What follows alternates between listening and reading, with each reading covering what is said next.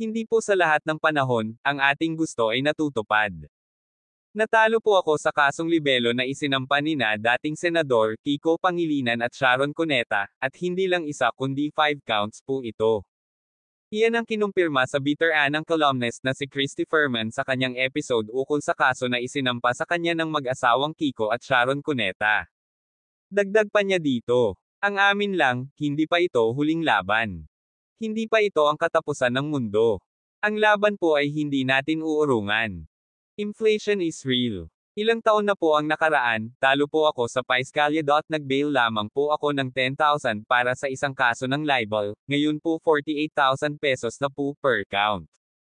Ngayon po humihingi po ako ng dasal sa kasong kinakaharap pa, dagdag pa niya dito. Hindi naman maiwasan ng mga netizen na mapakomento dito sa usaping ito. Sabi ng iba, lesson learned mo na yan kasi sobra kakachismosa at hindi lang yan, madalas below the belt ka na kung maghusga sa kapwa. May iba naman na nagsasabi, kawawa naman daw si Christy Ferman, matanda na daw para makulong. Sabi naman ng iba, talagang nasampulan na si Christy Ferman, sa dami niyang pinakikialaman, ng mga tao, ngayon nakatagpo talaga siya ng mga taong hindi siya uurungan.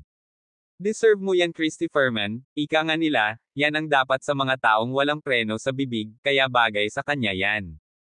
Ikaw ano ang masasabi mo sa usapin na ito? Comment down below para malaman namin ang inyong saloobin. Thank you for watching.